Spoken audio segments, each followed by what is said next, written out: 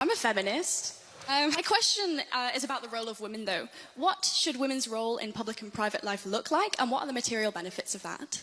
I don't even want to take this detour, but can we both agree on what a woman is? Yes. An adult human female is a biological state of being that is also socially experienced. Can I please elucidate just one example of that social experience? Yeah, I was going to answer your question, but sure, go ahead. Yeah, okay. So let's say you're a member of a tribe, and in that tribe, you have the biological female anatomy, and in order to become a woman in that tribe, you have to also get a tattoo. That's a social experience that's mapped onto biological reality. So can a woman have a prostate? Can a woman have a prostate? Biologically speaking, a woman is an adult human female that has a biological reality, but it's also social experience, right? So I don't... Yeah, it's super easy. Like, can a woman have a prostate? So as per my definition of woman, I would say that people who have a prostate are biologically male, but they can sometimes be socially treated as women. Okay, got it. So women can have prostates. Got it. Okay. So you're a feminist that actually isn't just fighting for women, you're also fighting for men. So, yes, men also experience harms from patriarchy, but I argue... We're talking about the same feminism, though, just make sure. Yeah, sure, go ahead. So, men also experience harm from patriarchal domination, but I would argue that those harms come from that system of domination itself. In the same way, for example, this isn't a threat, but if I reached across and punched you in the face, then my hand might hurt. Right? So, are we understanding that there are, patterns of power? So, I would also fight for the rights of men as a feminist, just as I would fight for the rights of women. Sure. You think women are happier than they were 40 years ago? I think I would have a few responses to that.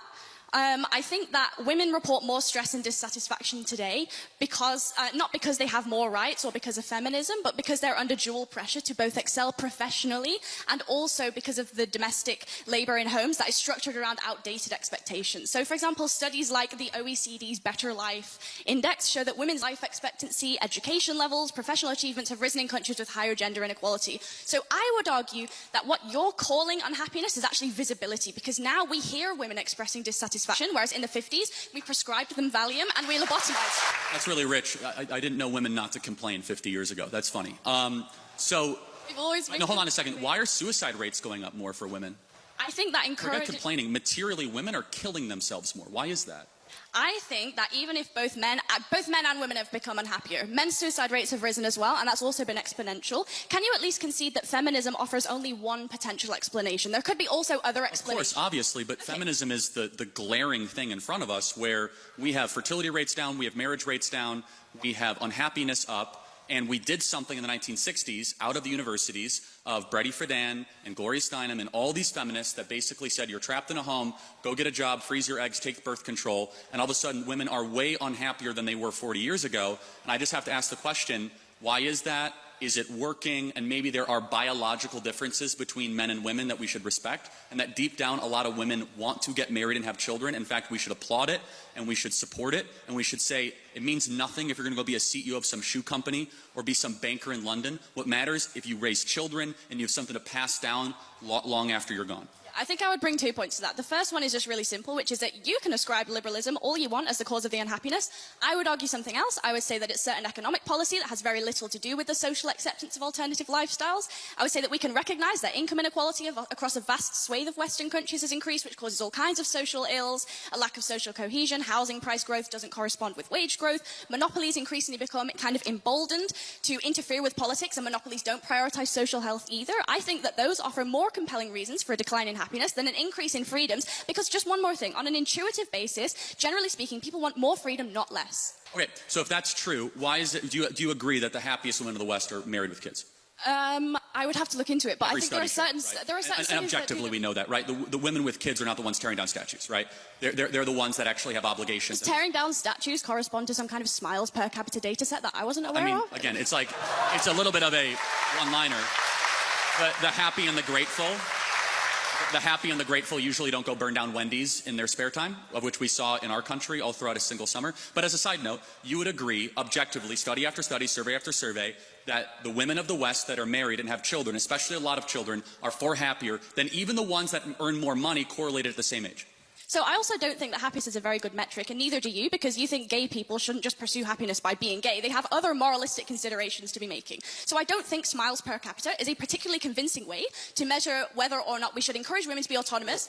I think we should maximize agency within a fair system that has reasonable parameters because it's logical. It's the moral thing because if we can't prove the material harms, we shouldn't discourage it. And also self-reported studies is a really flawed way to do psychology. It's the week before my university exams right now, and I'm standing here explaining the basic methodology behind survey collection in sociology, which you don't even think is a real subject, to Charlie Kirk. If I took one of those surveys right now, I'd check extremely miserable. But so would a Palestinian child who's been torn to smithereens. How are we going to measure? You would say extremely miserable?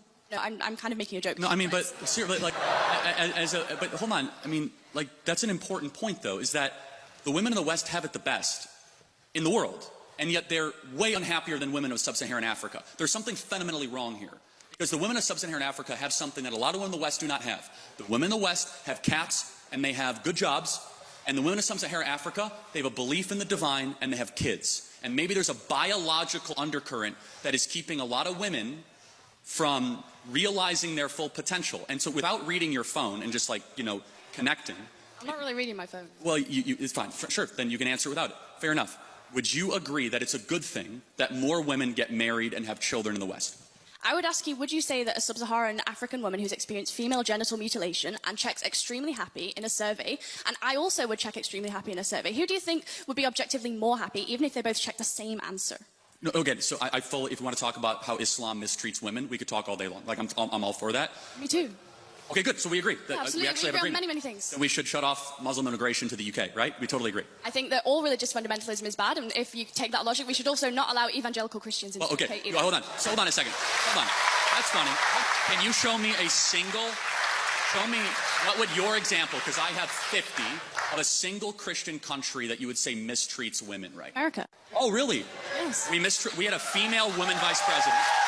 We had a female vice president, a female speaker of the House. Women earn more than men in America. In Rwanda, female representation in government supersedes the UK by quite a lot. Did women get treated better in Rwanda? Okay, I might be super off this. Like, is Rwanda Islamic? Like, I'm not totally sure. I don't think it is. Like, is it? Like, I don't know, actually.